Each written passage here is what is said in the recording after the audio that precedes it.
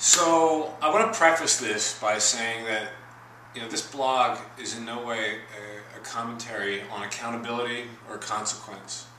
That's a whole nother subject. I'm using the Tiger Woods story and drama of late as an example. I could use any example. There are millions and millions and millions of examples that I could use as illustrations of how people are casting judgment and how there's no value to that. In fact, actually, that there are liabilities to that. But I'm using the Tiger one because it's so popular, because we can all relate to the content of that story because we've all heard it. In fact, it was a television show that I saw on a TV as I was walking by the golf course this morning. A morning show of the host and hostess further criticizing Tiger. And I thought, well, you know what? I've been thinking about this. I'm going to go ahead and do this post. I'm going to use this story as an example.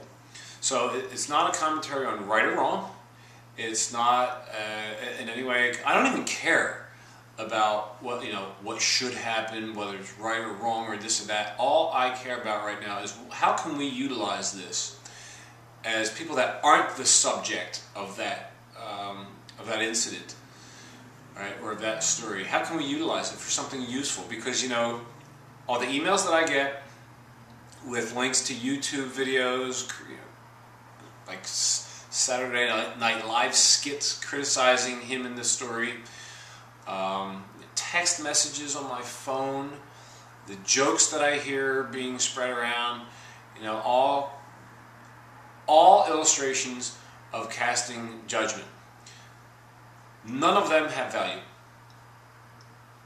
There is nothing valuable that comes from any of that. So the intention behind this post is to offer something hopefully of value, like an alternative to judgment. Right? And I'm going to share with you in it two practices as alternatives to judgment. The first practice is an alternative to inward judgment, to judging ourselves, to condescending ourselves. Right? It's because the path to growth is facilitated by loving what is, by loving every part of ourselves, by removing any resistance to what is. So that's called radical acceptance, and it's about literally radically, which means infinitely without exception, loving every part of yourself, including, maybe even especially, the parts that historically you've judged, right, or hated.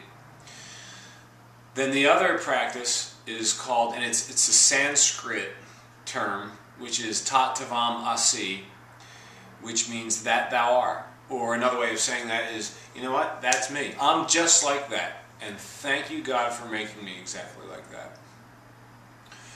What that is an alternative to practicing judgment by instead practicing and acknowledging sameness. By acknowledging connectedness. Right, so that's a practice that you can use whenever you're being affected, either pleasantly or unpleasantly, by someone, anyone in the world, and say to yourself silently, tat tavam asi, or just say, that's me and I'm exactly like that. By virtue of being human, every one of us contains the seeds of everything within us. That doesn't mean we're acting on those seeds. So I contain the seeds of compassion. I contain the seeds of infinite hatred. I contain the seeds of unconditional love.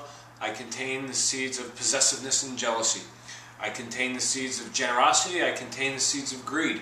I contain the seeds of everything. By virtue of being a human, I have all the humanness that you have, that everyone has, that Tiger has, that Osama bin Laden has, that Mother Teresa has, that our neighbors have.